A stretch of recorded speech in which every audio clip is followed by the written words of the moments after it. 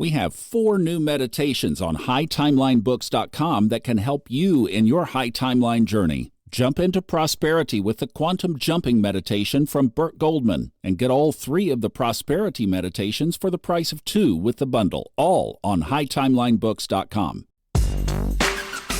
Well, it's hump day already. Boy, this week has been fast, back in the saddle and scooting on. Hey, I've started to narrate the 2025 forecast book for Ray Merriman, and it is going to be, well, it's going to be one that you're going to want to, I think, of any of the forecast books, which are not financial. I mean, it's written from a financial analyst, but it's more the macro of an overview of the mundane, political, and financial implications of what the sky is telling us.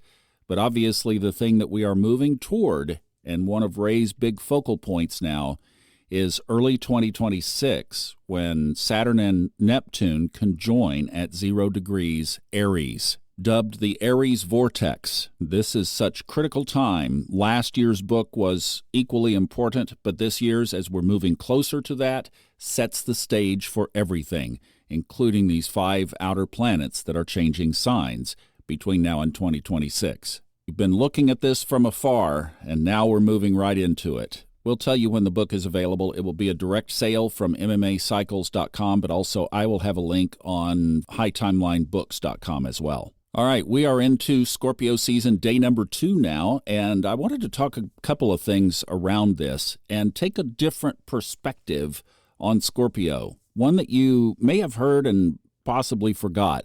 It's not the typical attribution of Scorpio, which of course is the little sharp-tailed stinger scorpion icon.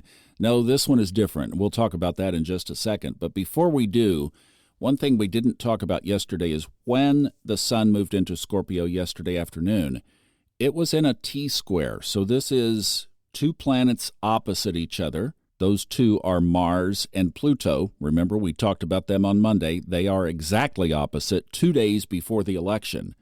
So that's the opposition. That's the base of this little short, stubby pyramid. And then at the top is the sun, now in Scorpio. And remember, in astrology, everything pivots around a point of origination. That's why you have to know your exact birth time. And yesterday, when the sun clicked into Scorpio, it was in this T-square, and a very powerful T-square at that. Because, look at the base, Pluto and Mars, the 2 rulers of Scorpio. So this, for one, triple magnifies this Scorpio season. And when you think about all the things going on around the world, I mean, this is creating an energy that's out there that I want you to be aware of. Just like we follow the moon wobble and we say, yeah, maybe. Well, this is yeah, maybe, but it is worth noting because this is the natal configuration of this Scorpio season. And of course, you know where all the hot spots are of things that could happen. And if anything does happen, it probably is beyond our imagination anyway. The pull no punches way to put this is the 2 rulers of Scorpio, the 2 most powerful planets in the zodiac, are in the most tense aspect of the zodiac with the sun. I was reading a book by Ron Watson, who recently left us, but boy, did he leave a great legacy. A phenomenal astrologer, and he wrote a book called The Greatest Story Never Told.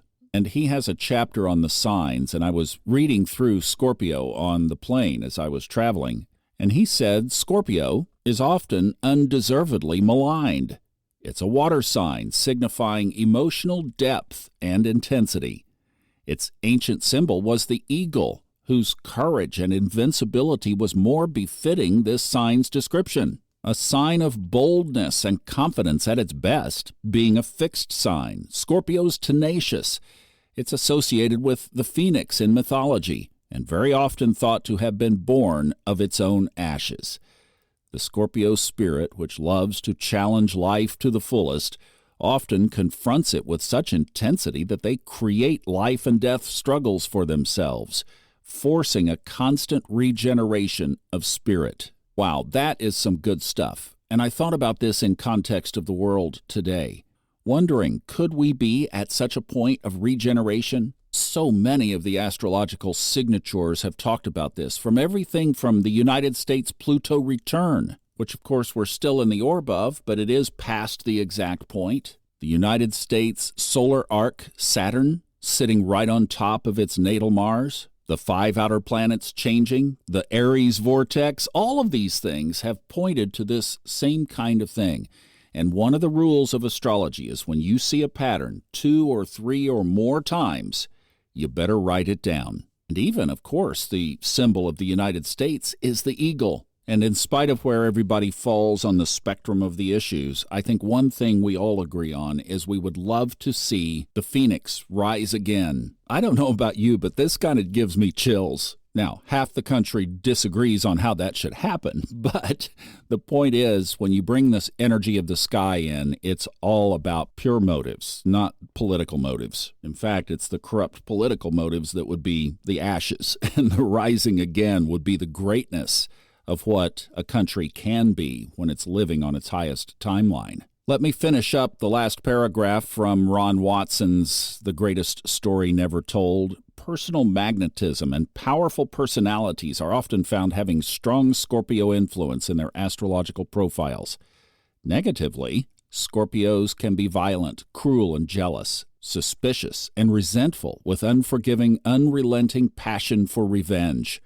At its worst, it can be ruthless, inflicting injury with a stinging tongue when passionate anger is called forth. And yes, on that negative side, having lived it for a long, long time, Scorpio can be an exhausting sign. But let's think of the eagle, and let's think of the phoenix, and let's think about that process of the ashes being the things that don't serve anymore. And Scorpio can be one of the best catalysts to clean out the old and bring in the new. And let's claim that for ourselves and for the world around us, huh? What a great way to enter Scorpio season. You guys have a great one. I'll see you back tomorrow. Thanks so much for listening. Bye-bye.